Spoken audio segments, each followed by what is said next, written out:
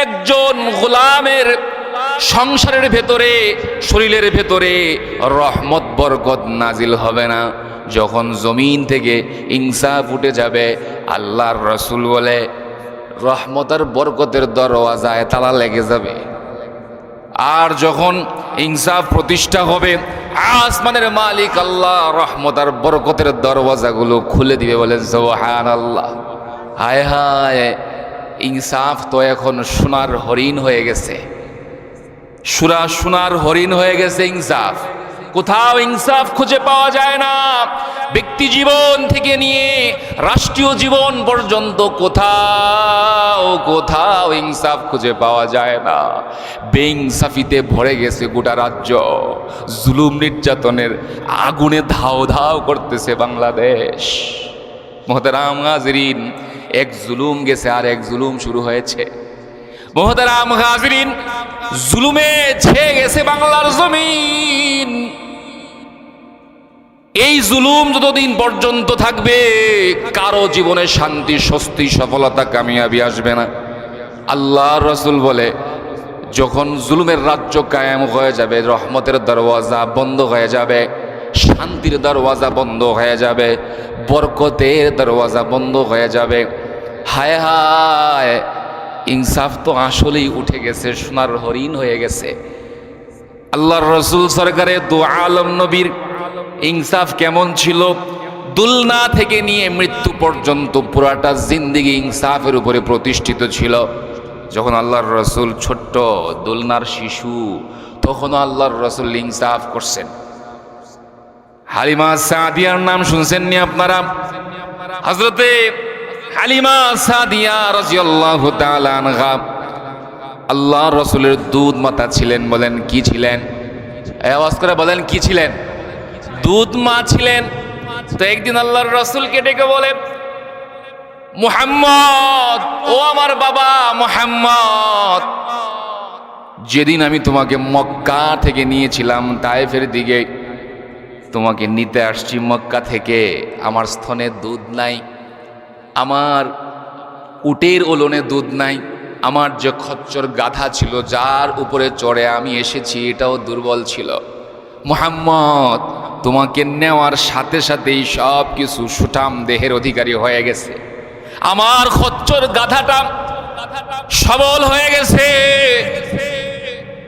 আর উটের ওলনে দুধে ভরে গেছে। আমি হালিমার স্তনেও দুধ এসে পড়েছে। ও মুহাম্মদ, এটার রহস্য তোমার কাছে জানতে চাই। তুমি যখন আমার দুধ পান করেছিলে, কোনোদিন দেখি নাই ডান দুধ ছেড়ে বাম দুধে তুমি মুখ দিয়েছ। আমার ডান স্তনটাই তুমি সর্বদা সর্বক্ষণ খেতা, আমার বাম দুধে কখনো কখনো তুমি মুখ দিতা না। রহস্যটা জানতে চাই বাবা মুহাম্মদ, আমারে বলো। আল্লাহর রাসূল বলে, মা,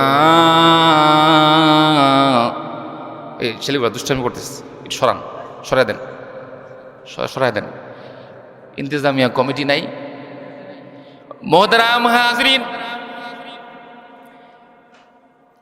হালিমা সাদিয়াকে ডেকে বলতেছে, উত্তর দিতেছে, মাগো, আমি তো রহমাতুল লিল আলামিন, আমাকে আল্লাহ তাআলা মানব দানব জিন ইনসান পশু পাখি সকলের জন্য রহমত স্বরূপ প্রেরণ করছে। এজন্য আমি নবী আপনার ঘরে আসার সাথে সাথে রহমতের দরওয়াজা মালিক খুলে দিয়েছে। মা, এটা কিসের জন্য জানেন? দ্বিতীয় কারণ হচ্ছে আমি ছোট্টবেলা থেকে ইনসাফ করেছি, একদম ধুলনা থেকে। ইনসাফের বরকতে আল্লাহ তাআলা আপনার উপরে, আপনার সংসারে শান্তির, রহমতের, বরকতের ঝর্ণাধারা জারি করেছে। আমি যতদিন আপনার বুকের দুধ পান করেছি, সব সময় ডান স্তনের দুধ খেয়েছি।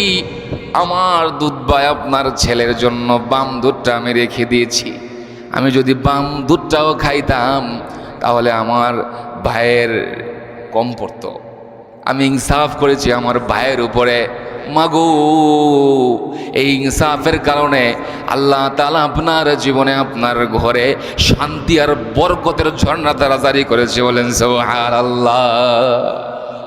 এজন্য আল্লাহর রাসূল বলে ইনসাফের রাজ্য কায়েম করো, ইনসাফের জন্য লড়ো, উসমান হাদির মতো ইনসাফের জন্য জীবন দিয়ে দাও। আল্লাহর প্রধান নির্দেশ ইন্নাল্লাহা ইয়া'মুরু বিল আদল, হে মানব সম্প্রদায় ইনসাফ প্রতিষ্ঠা করো, ইনসাফ প্রতিষ্ঠা করো। যখন ইনসাফ প্রতিষ্ঠা হয়ে যাবে প্রত্যেকের বাড়িতে বাড়িতে ঘরে ঘরে সংসারে সংসারে আল্লাহ তাআলা বরকতের হাওয়া জারি করে দিবে। বলে জান্নাতে আবার ইবাদত কেন? জান্নাত তো সুখ শান্তি মজা আরাম আয়েশের জায়গা, তো এই জায়গায় আবার ইবাদত কেন? কারণ হচ্ছে জান্নাত যে সুখ আর শান্তি মজার জায়গা, এই আনন্দ এই সুখ আসবে যে জান্নাতে, এটা পাইপলাইন দরকার না? এটা ওয়াসেতা একটা মাধ্যম দরকার না? বলেন না দরকার কিনা? তো আল্লাহ তাআলা মাধ্যম হিসেবে ওয়াসেতা একটা পাইপলাইন হিসেবে আল্লাহ রাখছেন তার নামের জিকির, বলেন সুবহানাল্লাহ। জিকিরের মাধ্যমে জান্নাতের মধ্যে আল্লাহ তাআলা সুখ শান্তি মজা ঢুকাবে, বলেন সুবহানাল্লাহ সুবহানাল্লাহ। তো এই যে ইবাদতটা আল্লাহ তাআলা জান্নাতে রাখবেন, এটার জন্য কোনো চেষ্টা কষ্ট নিয়ত করতে হবে না। এটা কেমন সেটা? বলে আমরা যে নিঃশ্বাস নেই, নিঃশ্বাসের জন্য কোনো চেষ্টা করতে হয়? নিঃশ্বাস নেওয়ার জন্য চেষ্টা কষ্ট বা নিয়ত করতে হয়? নিয়ত করতে হয় না, সর্বদা সর্বক্ষণ এটা এমনিতেই অব্যাহত থাকে।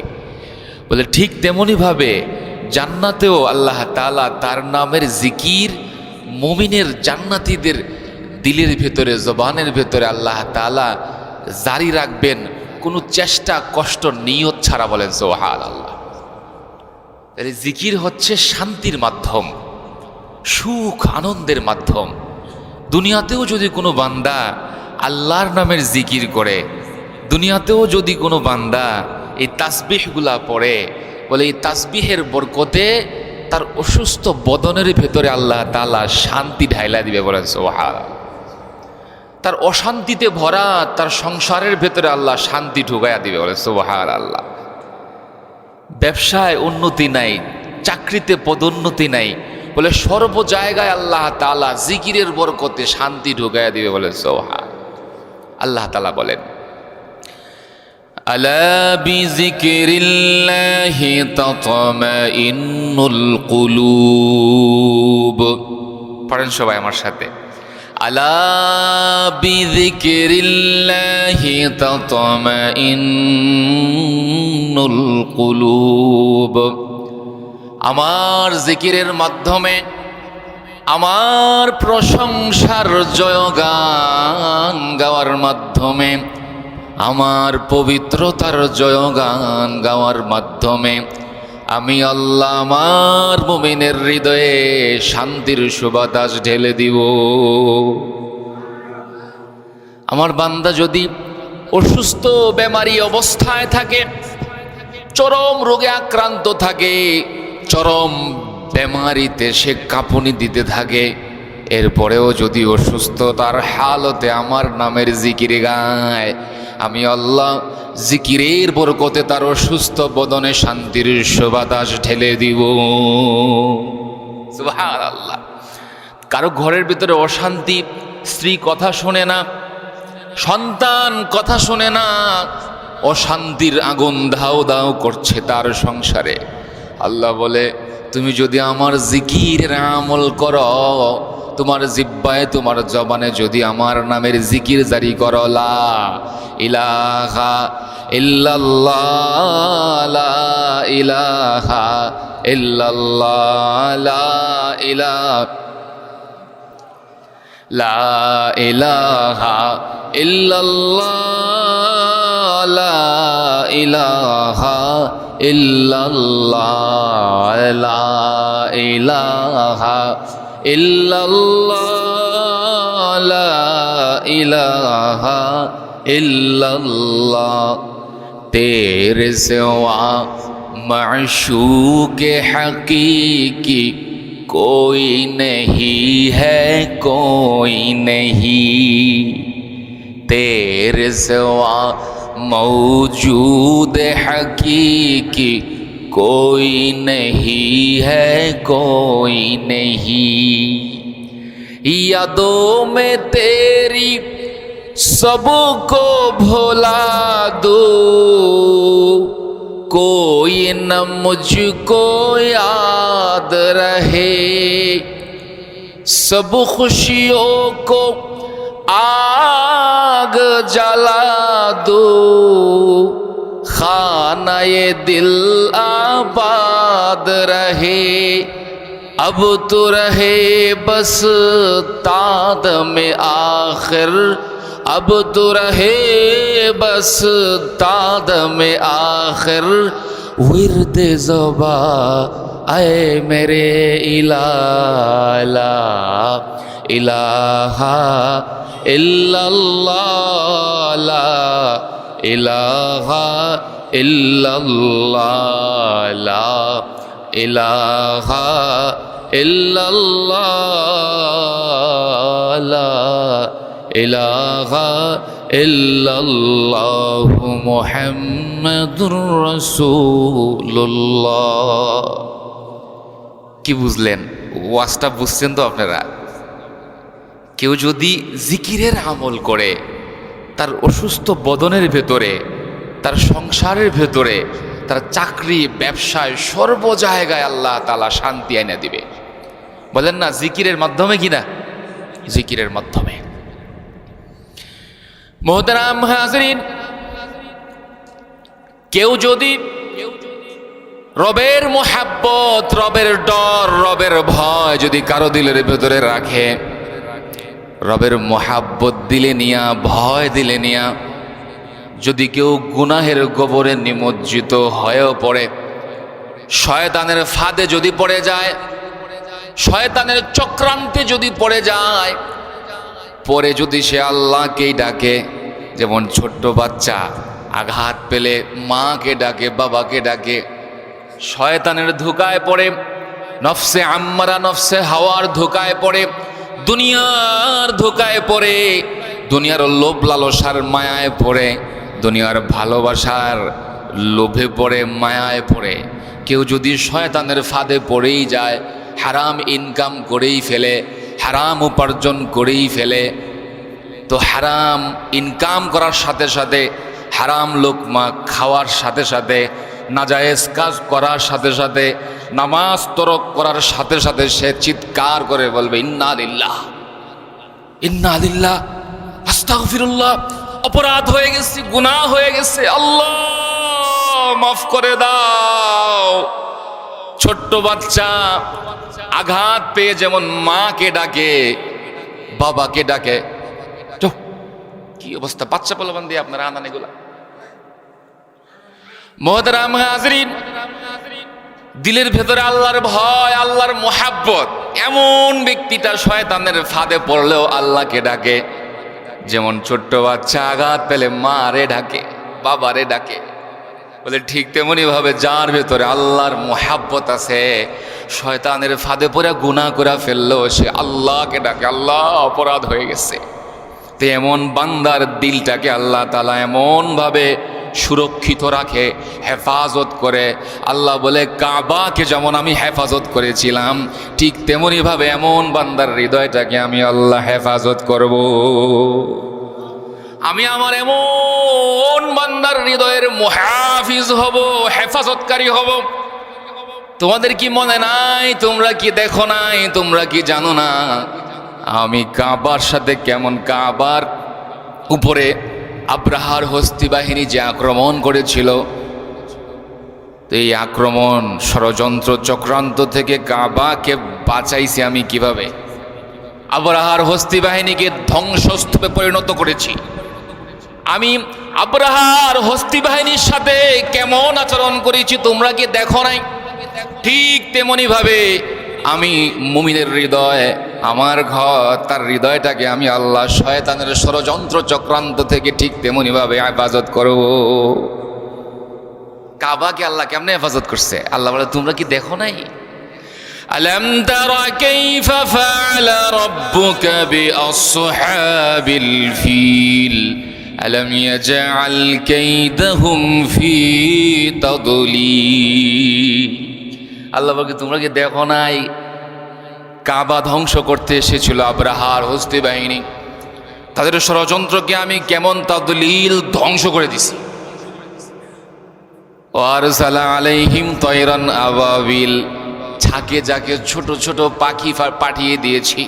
তারমিহিম বিহিজারাতিম মিন সিজ্জিল, তাদের ঠোঁটের ভেতরে ছোট ছোট পাথর কণা আমি দিয়েছি, এরা নিক্ষেপ করে। এই নিক্ষেপের কারণে বড় বড় দানবাকৃতির হাতিগুলা ধ্বংস হয়ে যায়। কেমন ভাবে ধ্বংস করেছি? ফাজআলাহুম কাআসফিম মাকুল, বলে খেয়ে ফেলা ভুসির মতো করে দিয়েছি। বলে ঠিক তেমনি ভাবে আমার মুমিনের হৃদয়ে যদি শয়তান ষড়যন্ত্র করে, আমার মুমিনকে যদি গুনাহের ফাঁদে ফালায়া দিতে চায়, আমি আল্লাহ আমার মুমিনের হৃদয়টাকে কাবার মতো হেফাজত করব। বলেন সুবহানাল্লাহ। বলেন কেমনে হেফাজত করবে আল্লাহ তাআলা? কাবা যেমনে হেফাজত করছে এমনি। বলে কেন? বলে ও তো গুনাহ করে ফেললেও, শয়তানের ধোঁকায় পড়ে গেলেও ও আমারে ডাকে, তো আমি ওর দিলটারে হেফাজত করব। ওর দিলে আমার মোহাব্বত, ভালোবাসা, ডর এত বেশি, গুনাহ করলেও ও চিল্লায় আমারে, বলে আল্লাহ গুনাহ হয়ে গেছে। ছোট্ট বাচ্চা যেমন মার কাছে দৌড়ায় যায়, মা ব্যথা পাইছি, তো আমার আদরের হাতে বানানো, কুদরতের হাতে বানানো আদরের গোলামটা ঠিক তেমনি ভাবে আমার কাছেও দৌড়ায় আসে, আল্লাহ অপরাধ করে ফেলছি, মাফ করে দাও। পারবেন না এইভাবে আল্লাহর কাছে মাফ চাইতে? অপরাধ হয়ে গেলেও, হারাম খেয়ে ফেললেও আল্লাহ বলে ডাজেন্ট ম্যাটার, গুনাহ করছো, হতাশ হয়ে যায় না, ফিরে আসো। সুবহানাল্লাহ। তো দিলটা সুন্দর করতে হবে রবের জিকিরের মাধ্যমে। যার দিল সুন্দর সেই সুন্দর। আল্লাহ বলে দিল পরিষ্কার করো অহংকার, বিদ্বেষ, হিংসা থেকে, মিথ্যা, গীবত, শিকায়েত থেকে, চুগলখুরি থেকে দিল হেফাজত করো। চোখের জেনা থেকে দিলকে হেফাজত, এই চোখকে হেফাজত করো। জেনা, বেবিচার, জুলুম, নির্যাতন থেকে তুমি নিজেকে হেফাজত করো। দিল পরিষ্কার রাখো, তাহলে এই দিল হবে আমার ঘর, আর তোমার এই দিল হবে আমার সিংহাসন। সুবহানাল্লাহ। মুমিনের হৃদয় কার ঘর বলেন তো? বলেন না। আল্লাহর ঘর। মুমিনের হৃদয় কার ঘর? আওয়াজ করে বলেন কার ঘর? মুমিনের হৃদয় কার ঘর? এজন্য আবু দাউদ শরীফের হাদিস, আল্লাহর রাসূল কাবা তাওয়াফ করতেছে, ঘুরতেছে ঘুরতেছে ঘুরতেছে, হঠাৎ করে থমকে দাঁড়িয়েছে। কাবাকে ডেকে বলে, এই কাবা, তুমি কি মনে করছো তুমি সবচাইতে দামি? তুমি কি মনে করছো তুমি দুনিয়ার জমিনে সবচাইতে দামি? না না না, তোমার চাইতেও একটা মুমিনের দিল আল্লাহর কাছে বেশি দামি। যদি ওই দিলে আমার আসন থাকে, আমার সিংহাসন থাকে। এজন্য যার দিলে রব আছে ওই দিলটাই দামি। ফুল তো ফুল নেহি হ্যায় জিস ফুল মে বু নেহি, দিল তো দিল নেহি হ্যায় জিস দিল মে খোদা নেহি। সুবহানাল্লাহ। দিলে আল্লাহ থাকতে হবে, রব থাকতে হবে দিলের ভেতরে। তো দিল পরিষ্কার রাখতে হবে। এখন কইবেন না রে দিলের মালিক তো আল্লাহ, আল্লাহই তো বানাইছে সব, তো আল্লাহ পরিষ্কার করে দিলেই তো চলে, আমাদেরকে এত কাজ কেন দিছে? আছে না প্রশ্ন? মুহতারাম হাজিরিন, আমরা হচ্ছে মেজবান আর রব হচ্ছে মেহমান। আমার দিলে রব আসবে, তো মেজবানের দায়িত্ব জায়গা পরিষ্কার করে দেওয়া মেহমানের জন্য, ঠিক কিনা? সুবহানাল্লাহ। এজন্য দিল পরিষ্কার রাখা, দিলের ভিতরে অহংকার রাখা যাবে না, জুলুম করার টেন্ডেন্সি রাখা যাবে না, ইনসাফ থাকতে হবে। বলেন কি থাকতে হবে? ইনসাফ থাকতে হবে, তবেই দিল পরিষ্কার হবে। সুন্দর আলী নাম রাখলেই কি মানুষ দামি হয়ে যায়? প্যান্ট শার্ট কোট টাই পরলে কি মানুষ দামি হয়ে যায়?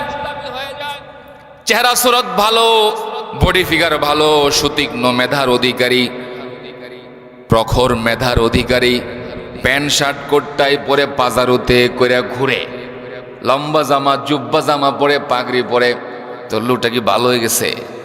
যদি দিলটা ভালো না হয় কোনো কিছুতেই সে ভালো হতে পারবে না। সুন্দর আলী নাম রাখলে কি মানুষ সুন্দর হয়ে যায়? যদি দিলটা সুন্দর না হয়। এই কথাটা বুঝাইতে গিয়া কিশোরগঞ্জের এক বয়োজ্যেষ্ঠ আলেমে দিন, প্রবীণ আলেমে দিন আব্দুর রহমান জামি সাহেব, মরহুম আব্দুর রহমান জামি সাহেব কিশোরগঞ্জের, দিল সুন্দর হলেই মানুষ সুন্দর, প্যান্ট শার্ট কোটটাই পরলে পাজারুতে ঘুরে বেড়ালেই মানুষ সুন্দর হয়ে যায় না। এই কথাটা বোঝানোর জন্য একটা আঞ্চলিক এক্সাম্পল দিছে যে মানুষ সুন্দর হবে দিল সুন্দর হইলে। এই কথাটা বোঝানোর জন্য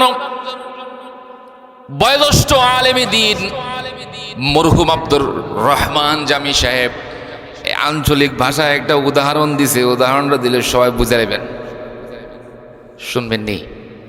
মন আসেনি এই জায়গায়? মুহতারাম হাজরিন, তিনি বলতেছে সকালবেলা ফজরের নামাজ পড়ে শরীরে হাওয়া লাগানোর জন্য বের হইছে, নদীর পাড় দিয়ে হাঁটতেছে হাঁটতে হাঁটতে খিদা লেগে গেছে। সকালবেলা চার স্টল সব বন্ধ, কোথায় গিয়ে চা রুটি খাবে খুঁজতেছে ক্ষুধা পেটে আগাইতে হঠাৎ দেখতে পায় একটা বাটার নান নদীর পারে পড়ে আছে।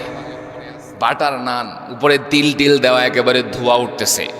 কিরে, নদীর পারে বাটার নান, নদীর পারে বাটার নান পড়ে আছে, নিশ্চয়ই এটার কোনো মালিকানা তালিকানা পাওয়া যাবে না, নদীর পারের মাল। খিদাও লাগছে, দোকানপাটও খোলা না, দেহি উপযুক্ত হইলে খায়ালাম, উপযুক্ত হইলে খায়া ফেলবো।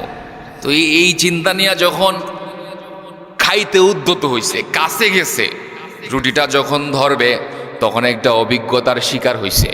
অভিজ্ঞতাটা বাড়িতে আইসা বলতেছে, আঞ্চলিক ভাষায় কিন্তু বুঝছেন, গাঙ্গের ফারো গেছলাম, লুডি একটা দেখছিলাম, আড্ডা দেহি নরম, মুহেদ্দা দেহি গরম, থু আল্লাহ থু, কোন শুয়োরে রাখা গেছে লুডিল্লাহানগু। নাওয়াজুবিল্লাহ কইতেন না? দূর থেকে মনে হইতেছিল বাটার নান, তিল টিল দেওয়া, একেবারে ধোঁয়া উঠতেছে। কাছে গিয়া কি দেখে? আবর্জনা। এজন্য এই এক্সাম্পল দিয়ে বুজুর্গ বলতেছে, প্যান্ট শার্ট কোটটাই পরা পাজারোতে ঘুরে এমন মানুষ দেখলেই ভালো মনে করো না। ডিগ্রিধারী শিক্ষিত মানুষ দেখলেই মনে করো না লোকটা ভালো। দিল যার ভালো সেই ভালো। সুন্দর আলী নাম রাখলে কি মানুষ দামি হয়ে যায় যদি দিল সুন্দর না হয়? মুহতারাম হাজরিন, দিল সুন্দর করতে হইব। দিলের সৌন্দর্য আসবে কিভাবে বলেন? দিলের সৌন্দর্য আসবে ইবাদতের চাষাবাদ করলে। খারাপ লাগতেছে, শেষ করে দিব, ঘুম আসতেছে। দিলের সৌন্দর্য আসবে কিভাবে বলে? ইবাদতের চাষাবাদ শুরু করতে হবে। আপনার সন্তান গাঁজা খায়, ইয়াবা খায়, সারাক্ষণ মেয়েদের পেছনে দৌড়ায়, অশ্লীল বেহায়াপনার কাজে লিপ্ত হয়ে সারাটা সময় ব্যয় করে দেয়, তো বাবা কি কোনোদিন শিখাইছিল গাঁজা খাওয়া? পৃথিবীতে এমন কোন বাবা কি আছে যেই বাবা তার সন্তানকে গাঁজা খাওয়া, ইয়াবা খাওয়া শিখায়? চুরি ডাকাতি, টেন্ডারবাজি, চাঁদাবাজি, জুলুম, নির্যাতন, জেনাবে বিচার কি কোনো বাবা সন্তানকে শিখায়? শিখায় না। তো সন্তান গাঁজা খাওয়া শিখে কিভাবে?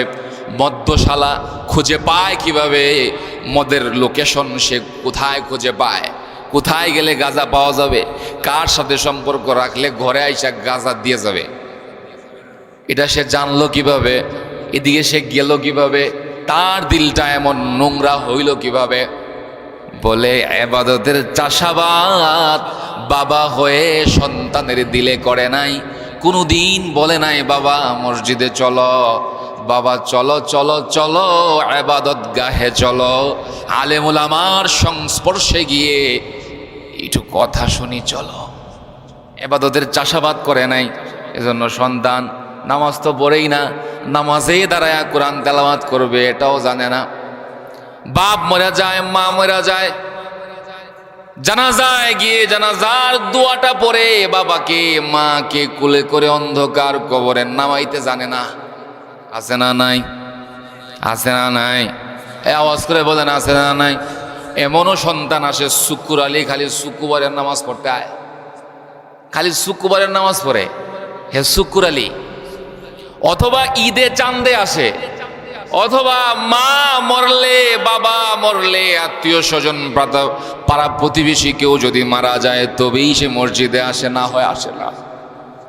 যখন মা মরা যায় বাপ মরা যায় মসজিদে আসে, লোকেরা কে রে নতুন মুসল্লি, বাপ মরছে তো আইব। আছে না নাই? আছে মুহতারাম হাজরিন। এজন্য সন্তানের দিলে ইবাদতের চাষাবাদ নাই, বিদায় বাপ মরা যায় বাবার জানাজায় দোয়াটা পর্যন্ত করতে পারে না। বাপ মারা যায়, নিজের হাতে বাবার শরীরটা ডলে ডলে গোসল করায়া দিবে, সাদা কাপড়ে জড়াইয়া বাবার শরীরটা কুলে করে নিয়ে কবরে নামায় দিবে। জিন্দিগির শেষবারের মতো বুকের উপরে মাটি চাপা দিয়া শেষ বিদায় দিবে। এই সামর্থ্যটুকুন, এই যোগ্যতাটুকুন তার ভেতরে নাই। বলে আমি গুনাহগার, আমি সারাদিন মোবাইল টিভি, সারাদিন অশ্লীল বেহাপনা কাজে লিপ্ত থাকি। আমি না হুজুর, আপনি যান। মুহতারাম হাজরিন, এমন সন্তান আমাদের সমাজে আছে না নাই? আছে না নাই? আমাদের এলাকায় আছে। আমি তো ঢাকাতে এই শোনো, আমরা তো ঢাকাতে এই মিরপুর দুয়ারিপাড়া শাহী মসজিদে জুমা নামাজ পড়াই। তো দুয়ারিপাড়া এটা হচ্ছে গিয়া ঢাকায়া কুট্টিদের এলাকা, সব ঢাকায় মানুষ। আমার আব্বাজানের সাথে ঘটে যাওয়া একটা ঘটনা। আমার আব্বা এরকম মাহফিল করত গোটা বাংলাদেশে, মরহুম আব্দুল আজিজ রহমতুল্লাহ আলাই, যে জন্য আমার নামের শেষে নাইম বিন আব্দুল আজিজ। তো আব্বাজান মাহফিল করে রাত্রি গভীর রজনীতে বাসায় যাবে, গাড়িটা মাদ্রাসায় রাইখা বাসায় যাবে। রাস্তায় দেখে হাফ প্যান্ট পরে, শার্ট গেঞ্জি সব খুলে, মদ খেয়ে মদ্যপান করে মাতাল হয়ে মাতালের বেশে মাতলামি করতেছে, মেয়েদেরকে ইফটিজিং করতেছে, বুড়া বাবাদেরকে টর্চার করতেছে, দোকানে দোকানে গিয়া মাল সব ফালায়া দিতেছে। তো আব্বা ওরে দেখা চিনা ফেলছে যে ও তো মদখোর, অমুক নেতার পোলা, কিছু কোন জীব না। হ্যাঁ, এলাকার মানুষ কেউ কিছু বলে না, নেতার ছেলে বড় লোকের ছেলে, কিছু কওয়া যাবে না। তো আব্বা নিজে ভয়ে আতঙ্কিত হয়ে এই চাদর দিয়া মুখটা ঢাইকা এই কোন রকম লুকায়া লুকায়া যাইতেছে বাসায়, যেন ও না দেখে। কারণ ও তো মাতাল, যদি দেখে তো জড়ায়া টরায়া ধরবো, ও বক্সিং মারিয়া দিলে উপায় আছে। তো ভয়ে আব্বা সাইড দিয়া বাসায় যেতেছে গা। কিন্তু ও মাতাল হইলে কি হইব, তালে ঠিক আছে, চিৎকার করে বলে, হুজুর কই যাইতেছেন আপনি? আপনারে হালায় এত পছন্দ করি, এত মোহাব্বত করি, আপনি হালায় আমারে দেখাও, আপনি না দেখার ভান ধরতেছেন, চলে যাইতেছেন। এই হুজুরের লই আও তো এখানে। আব্বাকে আমি অনেক দূর থেকে মাহফিল করে আসছি, আমি বাসায় যাব, আমাকে ডিস্টার্ব করো না। বললেন না না হুজুর, আপনার সারণ যাইব না। এই হুজুরে 50টা রুটি দে, 30টা ডিম দে। কি কইছে? 50টা রুটি দে, 30টা ডিম দে। আর তার কি সিরসেনা লাগছে? তার কি সিরসেনা লাগছে? সিরসে। আব্বা গাই তুমি কিন্তু আমার সাথে বেয়াদবি করতেছ। বলে আব্বে হালায় হুজুর খাওয়াবার লইলাম আপনারে, আর আপনি হালায় বেয়াদবি করতেছেন। আপনারা যে কত মোহাব্বত করি, শুক্রবারে যে আপনি হালায় ওয়াচ করেন, ওয়াচ শুই না মন টন সব একবারে গলে জায়গা। কিন্তু একটা অসুবিধা হয় উস্তাদজি। বলে কি অসুবিধা? বলে রুকুতে যখন যান না, আবে হালা এত দেরি করেন, মাজা মুজা সব ব্যথা হয়ে জায়গা। কি পড়েন আপনি? আমি কি পড়ি এটা পরে কম। তুই কি পড়স এটা কম। তখন পাশেরটা কয় এই তুই ক, তুই ক। তখন পাশেরটা কয় হৌরের বউ। এরা কি কয়? হৌরের বউ। হুজুরের লগে রাত্রি নিশীতে বেয়াদবি কইরা আমি জাহান্নামে যাইয়া পারম না রে, তুই ক, তুই ক। তো ও কইতেছে হুজুর কখনই লাগবো? কয় এক্ষুনি কইতেব, নাহলে কিন্তু এই জায়গা মারামারি শুরু হয়ে যাবো, এক্ষুনি কিন্তু মারি দেওয়া শুরু হয়ে যাবো। তোর ক, তুই কি কস রুকুতে গিয়া? তো ও কয় ছানালাজিম ছানালাজিম ছানালাজিম। শুদ্ধ হয়েছে না হুজুর? আবার কয় শুদ্ধ হয়েছে না। আব্বা কইতেছে আমি পড়ি সুবহানা রাব্বিয়াল আযীম।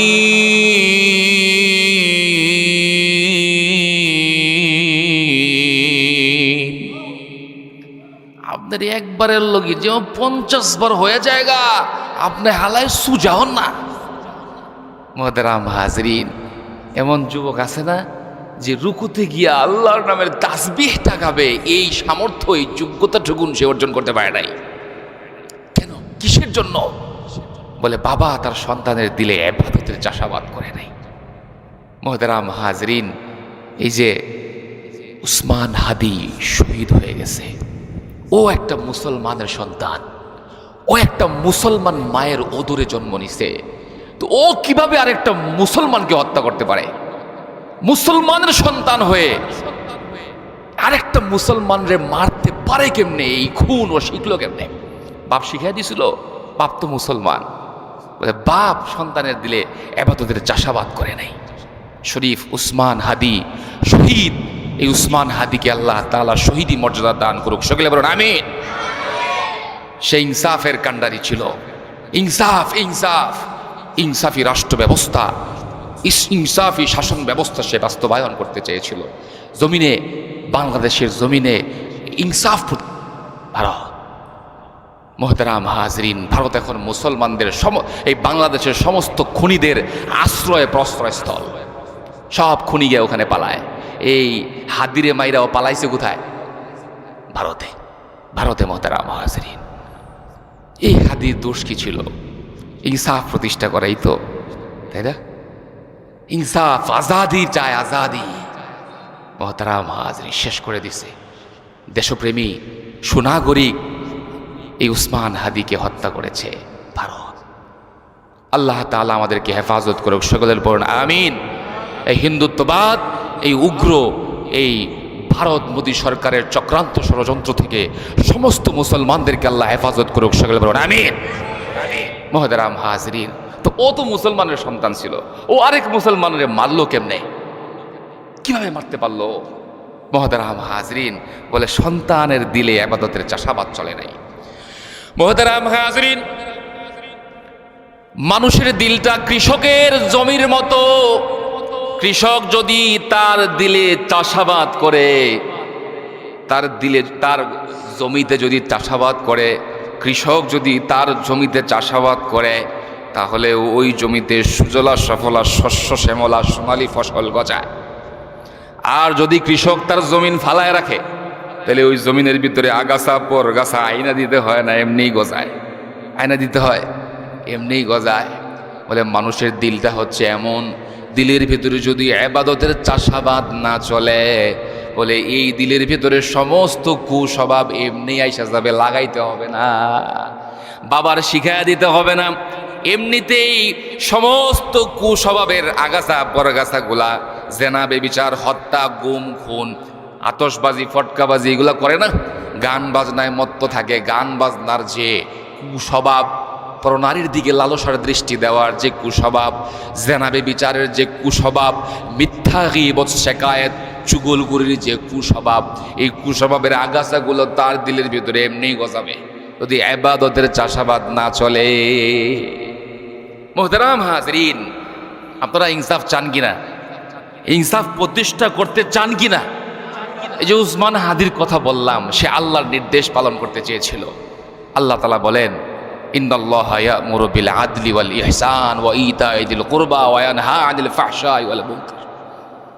এক নম্বর নির্দেশ ইন্নাল্লাহা ইয়া'মুরু বিল আদল। আল্লাহ পাকের এক নম্বর নির্দেশ হচ্ছে আদল, ইনসাফ প্রতিষ্ঠা করো। যতক্ষণ পর্যন্ত ইনসাফ প্রতিষ্ঠা না হবে ততক্ষণ পর্যন্ত ব্যক্তি জীবন থেকে নিয়ে, সামাজিক জীবন থেকে নিয়ে রাষ্ট্রীয় জীবন পর্যন্ত কোনো জায়গায় শান্তি আসবে না ইনসাফ যদি প্রতিষ্ঠা না হয়। এই উসমান হাদি ইনসাফ প্রতিষ্ঠা করতে চাইছে, এটাই দোষ তার। সত্য ন্যায়ের কথা নিয়ে এই বাঙালি জাতির কাছে এসেছিল, এটাই তার অপরাধ। মুহতারাম হাজরিন, আল্লাহ বলে ইন্নাল্লাহা ইয়া'মুরু বিল আদল। এক নম্বর নির্দেশ, জমিনে ইনসাফ কায়েম করো, ইনসাফ কায়েম করো, ইনসাফের রাজ্য কায়েম করো। যদি ইনসাফের রাজ্য প্রতিষ্ঠিত না করতে পারো তাহলে একজনের ফ্যামিলিতেও শান্তি আসবে না। একজন গোলামের সংসারের ভেতরে, শরীরের ভেতরে রহমত বরকত নাজিল হবে না। যখন জমিন থেকে ইনসাফ উঠে যাবে, আল্লাহর রাসূল বলে রহমত আর বরকতের দরওয়াজায় তালা লেগে যাবে। আর যখন ইনসাফ প্রতিষ্ঠা হবে, আসমানের মালিক আল্লাহ রহমত আর বরকতের দরওয়াজাগুলো খুলে দিবে। বলে সুবহানাল্লাহ।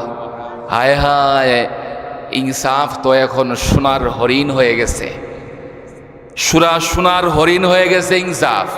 কোথাও ইনসাফ খুঁজে পাওয়া যায় না। ব্যক্তি জীবন থেকে নিয়ে রাষ্ট্রীয় জীবন পর্যন্ত কোথাও ইনসাফ খুঁজে পাওয়া যায় না। বেইনসাফিতে ভরে গেছে গোটা রাজ্য। জুলুম নির্যাতনের আগুনে ধাও ধাও করতেছে বাংলাদেশ। মুহতারাম হাজরিন, এক জুলুম গেছে আর এক জুলুম শুরু হয়েছে। মুহতারাম হাজরিন, জুলুমে ছেয়ে গেছে বাংলার জমিন। এই জুলুম যতদিন পর্যন্ত থাকবে কারো জীবনে শান্তি, স্বস্তি, সফলতা, কামিয়াবি আসবে না। আল্লাহর রাসূল বলে যখন জুলুমের রাজ্য কায়েম হয়ে যাবে, রহমতের দরওয়াজা বন্ধ হয়ে যাবে, শান্তির দরওয়াজা বন্ধ হয়ে যাবে, বরকতের দরওয়াজা বন্ধ হয়ে যাবে। হায় হায়, ইনসাফ তো আসলেই উঠে গেছে, সোনার হরিণ হয়ে গেছে। আল্লাহর রাসূল সরকারে দু আলম নবীর ইনসাফ কেমন ছিল? দুলনা থেকে নিয়ে মৃত্যু পর্যন্ত পুরাটা জিন্দেগি ইনসাফের উপরে প্রতিষ্ঠিত ছিল। যখন আল্লাহর রাসূল ছোট্ট দুলনার শিশু, তখনও আল্লাহর রাসূল ইনসাফ করছেন। হালিমা সাদিয়ার নাম শুনছেন নি আপনারা? হযরতে হালিমা সাদিয়া রাদিয়াল্লাহু তাআলা আনহা আল্লাহর রাসূলের দুধ মাতা ছিলেন। বলেন কি ছিলেন? আওয়াজ করে বলেন কি ছিলেন? দুধ মা ছিলেন। তো একদিন আল্লাহর রাসূলকে ডেকে বলে, মুহাম্মদ, ও আমার বাবা মুহাম্মদ, যেদিন আমি তোমাকে মক্কা থেকে নিয়েছিলাম তায়েফের দিকে, তোমাকে নিতে আসছি মক্কা থেকে, আমার স্তনে দুধ নাই, আমার উটের ওলনে দুধ নাই, আমার যে খচ্চর গাধা ছিল যার উপরে চড়ে আমি এসেছি এটাও দুর্বল ছিল। মুহাম্মদ, তোমাকে নেওয়ার সাথে সাথেই সব কিছু সুঠাম দেহের অধিকারী হয়ে গেছে। আমার খচ্চর গাধাটা সবল হয়ে গেছে, আর উটের ওলনে দুধে ভরে গেছে। আমি হালিমার স্তনেও দুধ এসে পড়েছে। ও মুহাম্মদ, এটার রহস্য তোমার কাছে জানতে চাই। তুমি যখন আমার দুধ পান করেছিলে, কোনোদিন দেখি নাই ডান দুধ ছেড়ে বাম দুধে তুমি মুখ দিয়েছ। আমার ডান স্তনটাই তুমি সর্বদা সর্বক্ষণ খেতা, আমার বাম দুধে কখনো কখনো তুমি মুখ দিতা না। রহস্যটা জানতে চাই বাবা মুহাম্মদ, আমারে বলো। আল্লাহর রাসূল বলে, মা, এই ছেলেগুলো দুষ্টামি করতেছে, সরাই দেন, ইন্তেজামিয়া কমিটি নাই। মুহতারাম হাজরিন, হালিমা সাদিয়াকে ডেকে বলতেছে, উত্তর দিতেছে, মাগো, আমি তো রহমাতুল লিল আলামিন, আমাকে আল্লাহ তাআলা মানব দানব জিন ইনসান পশু পাখি সকলের জন্য রহমত স্বরূপ প্রেরণ করছে। এজন্য আমি নবী আপনার ঘরে আসার সাথে সাথে রহমতের দরওয়াজা মালিক খুলে দিয়েছে। মা, এটা কিসের জন্য জানেন? দ্বিতীয় কারণ হচ্ছে আমি ছোট্টবেলা থেকে ইনসাফ করেছি, একদম ধুলনা থেকে। ইনসাফের বরকতে আল্লাহ তাআলা আপনার উপরে আপনার সংসারে শান্তির রহমতের বরকতের ঝর্ণা ধারা জারি করেছে। আমি যতদিন আপনার বুকের দুধ পান করেছি, সব সময় ডান স্তনের দুধ খেয়েছি। আমার দুধ ভাই আপনার ছেলের জন্য বাম দুধটা আমি রেখে দিয়েছি। আমি যদি বাম দুধটাও খাইতাম তাহলে আমার ভাইয়ের কম পড়তো। আমি ইনসাফ করেছি আমার ভাইয়ের উপরে। মাগো, এই ইনসাফের কারণে আল্লাহ তাআলা আপনার জীবনে আপনার ঘরে শান্তি আর বরকতের ঝর্ণা দ্বারা জারি করেছে। বলেন সুবহানাল্লাহ। এজন্য আল্লাহর রাসূল বলে, ইনসাফের রাজ্য কায়েম করো, ইনসাফের জন্য লড়ো। উসমান হাদির মতো ইনসাফের জন্য জীবন দিয়ে দাও। আল্লাহর প্রধান নির্দেশ, ইন্নাল্লাহা ইয়া'মুরু বিল আদল। হে মানব সম্প্রদায়, ইনসাফ প্রতিষ্ঠা করো, ইনসাফ প্রতিষ্ঠা করো। যখন ইনসাফ প্রতিষ্ঠা হয়ে যাবে, প্রত্যেকের বাড়িতে বাড়িতে, ঘরে ঘরে, সংসারে সংসারে আল্লাহ তাআলা বরকতের হাওয়া জারি করে দিবে। সুবহানাল্লাহ, সুবহানাল্লাহ। ইনসাফ। মুহতারাম হাজরিন, আল্লাহর রাসূল বদরের যুদ্ধে কাতারবন্দি করতেছে সাহাবায়ে কেরামদেরকে যুদ্ধ করবে। বিপ্লবী বীর যারা, এদেরকে কাতারের সামনে নিয়ে আসতেছে, যারা বুজমান সুঠাম দেহের অধিকারী যুদ্ধবাজ খালিদ বিন ওয়ালিদের মতো বিপ্লবী বীর যারা আছে, এদেরকে কাতারবন্দি করতেছে বদরের যুদ্ধে। তো ওই যুবক পোলাপান আছে না, কিছু যৌবন সুলভ উচ্চতা, আগায়া যায়, আমরা আগে যাব। যুবক সাহাবিগুলা খালি ভাই আমরা আগে যাব, আমরা আগে যাব, খালি লাফায় লাফায় সামনে চলে আসে, সরায়া সরায়া সামনে চলে আসে। যুবক রক্ত গরম, তা আল্লাহর রসুল লাঠি দিয়ে ধাক্কা দিতেছে, যা তোরা দূরে যা বেটা। কিন্তু যুবকগুলা মানতেছে না, রক্ত টকবক টকবক করতেছে। যুবক দৌড়ে দৌড়ে সামনে আসতেছে, কিন্তু রাসূলুল্লাহ সাল্লাল্লাহু আলাইহি ওয়াসাল্লাম কাতারবন্দি করতেছে। তো একটা যুবক আছে খুব বিচক্ষণ, খুব চালাক, ওর মনের ভিতরে আরেক চিন্তা, ও লাফায় লাফায় সামনে আসতেছে। তো আল্লাহর রসুল তার হাতের যে ছুরিটা আছে, লাঠিটা আছে, এটা দিয়ে একটা গুঁতো মারছে, সর। তো গুঁতো খায় বলে, আপনি মাইরা দিলেন, ব্যথা লাগলো। ইয়া রাসূলুল্লাহ, আপনি আমার আঘাত করলেন, মারলেন, জুলুম করলেন যুদ্ধের ময়দানে, আপনি কিন্তু আমার উপরে জুলুম করলেন। আল্লাহর রসুল ভয় পেয়ে গেছে, আমারে জালেম বলে ফেললো। সাথে সাথে আল্লাহর রসুল ছুরিটা ওর হাতে দিয়া, চাদরটা সরাইয়া দিয়া, আস্তিনটা সরাইয়া দিয়া, খালি সিনাটা তার সামনে পেতে দিল। আয় আমার কাছে আয়, এই যে লাঠিটা দিয়া তোরে আঘাত করছি, এক্ষুনি যুদ্ধের ময়দানে আমার বুকে ঠিক সেই পরিমাণ আঘাতটা দিয়া দে। খবরদার ময়দানে, মাহশরে কালে কিয়ামতের ময়দানে জালেম বলে আমারে ডাক দিস না। বিচার দুনিয়াতেই হয়ে যাক। আয় আয়। যখন দেখতেছে আল্লাহর রসুলের নূরময় এই সিনাটা খুলে দিছে, ও পাগলের মতো আউলাকে সে পাগল বেশে পাখির মতো ঝাঁপ দিয়ে আল্লাহর রসুলের সিনা মুবারকের সাথে ওর সিনা মুবারক লাগাই ফেলছে। সুবহানাল্লাহ। ধান্দা করতেছিল, ধান্দা। আল্লাহর রসুলকে জড়ায়া ধরে সিনার সাথে সিনা লাগায়া চিৎকার করে বলতেছে, ইয়া রাসূলুল্লাহ, ইয়া নবী আল্লাহ, ধান্দাটা সাকসেস হয়ে গেছে। ইয়া রাসূলুল্লাহ, যুদ্ধে যাব, বদরের যুদ্ধে শহীদ হয়ে গেলে তো হইলাম, যদি ফিরে আসি তো গাজী হইয়া ফিরে আসবো। যদি মরা যাই, সারা জিন্দেগির বদ আমল নিয়ে আল্লাহর সামনে কেমন করে দাঁড়াবো সারা জিন্দেগির বদ আমল নিয়া? পারবো? এজন্য ভয়ে আতঙ্কিত হয়ে যুদ্ধের ময়দানে একটা ফাঁদ পেতেছি, আপনার সিনার সাথে আমার সিনা মুবারক লাগায়া দিছি। এখন যদি মৃত্যু হয়ে যায়, মালাকুল মাউত মওদুদ আজরাইল চলে আসে। মৃত্যু হয়ে গেলে কবর জগতে যাওয়ার সাথে সাথে আযাবের ফেরেশতারা গ্রেফতার করে ফেলবে, আগুনের বেড়ি লাগায়া দেওয়া হবে, আগুনের জিনজির লাগায়া দেওয়া হবে।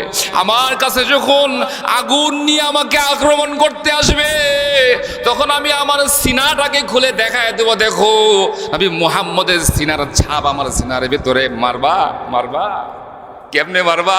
দেখো আমার নবীর মুহাব্বতের এই আলিঙ্গনটা আমি নিয়ে এসেছি, কেমন করে এই সিনার ভিতরে আগুন দিবা, কেমন করে এই বদনের ভিতরে আগুনের জিঞ্জির লাগায়া দিবা। ইয়া রাসূলুল্লাহ, আমি সফল হয়ে গেছি, কামিয়াব হয়ে গেছি। ফুস্তু ওয়া রাব্বিল কাবা, আমি কাবার কসম খেয়ে বলতেছি আমি সফল হয়ে গেছি। কথা যেটা বলতে চাচ্ছিলাম, দেখেন এই আশেক সাহাবী ও সাহাবী যুদ্ধের ময়দানে কাতারবন্দি হয়ে গেছে, তবুও কবরের চিন্তা, কবরের চিন্তা, কবরে কি হালত হবে, কিভাবে কবরের আযাব থেকে বাঁচবো, এই চিন্তা। আর নবীও কেমন নবী, নবী মুহাম্মদ যুদ্ধের ময়দানে জুলুমের চিন্তায় পাগল দেওয়ানা হয়ে গেছে। জুলুম হয়ে গেল কিনা, যুদ্ধের ময়দান চলতেছে, এখানেও সে জুলুম হয়ে যায় কিনা, বেইনসাফি হয়ে যায় কিনা, ইনসাফের প্রতি কড়া দৃষ্টি তার।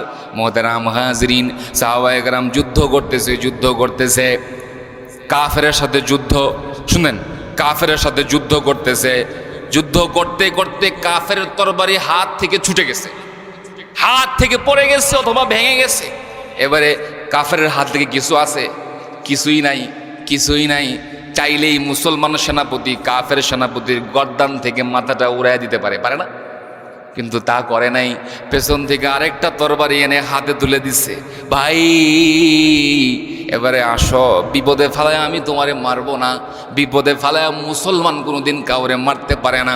আমি মুসলমান, নবীর আদর্শে আদর্শবান, আমি কোরআনওয়ালা, আমি নবীওয়ালা, আমি কোনোদিন বিপদে ফালায় তোমারে মারবো না। আসো যুদ্ধ করো, দুজন মিলে যুদ্ধ করি। এই আচরণ দেখে, এই আদর্শ দেখে যুদ্ধের ময়দানে কাফের সেনাপতি চিৎকার দিয়ে বলে, এটাই যদি হয় ইসলামের সৌন্দর্য, এটাই যদি হয় ইসলামের আদর্শ, এক্ষুনি আমি ওই ইসলামের কালিমা পড়ে মুসলমান হতে চাই। আমাকে পড়ায়া দাও লা ইলাহা ইল্লাল্লাহু মুহাম্মাদুর রাসূলুল্লাহ সাল্লাল্লাহু আলাইহি ওয়াসাল্লাম। সুবহানাল্লাহ। ইনসাফ। কোন মুসলমানকে বিপদে ফেলায় মারতে পারে? পারে না, পারে না। মুহতারাম হাজরিন, এজন্য ইনসাফ প্রতিষ্ঠা করতে হবে। ইনসাফের জন্য লড়ে গেছেন সাহাবায়ে কেরাম, ইনসাফ প্রতিষ্ঠা করে গেছেন। ইসলামের রাজ্য হবে ইনসাফের রাজ্য। ইনসাফের রাজ্য প্রতিষ্ঠার জন্য কে কে রাজি আছেন? কে কে রাজি আছেন? ওসমান হাদি, শহীদ ওসমান হাদির মতো ইনসাফ প্রতিষ্ঠার জন্য বাংলার জমিনে কারা কারা রক্ত দিতে প্রস্তুত আছেন? কারা কারা আছেন? আধিপত্যবাদ, এই ভারতের আধিপত্যবাদ থেকে এই বাংলার জমিনকে হেফাজত করতে চান কিনা? আল্লাহ তাআলা আমাদের এই বাংলাদেশকে ভারতের চক্রান্ত থেকে, ষড়যন্ত্র থেকে হেফাজত করুক। সকলে বলুন আমিন। ওয়া মা আলাইনা ইল্লাল বালাগুল মুবিন। আসসালামু আলাইকুম।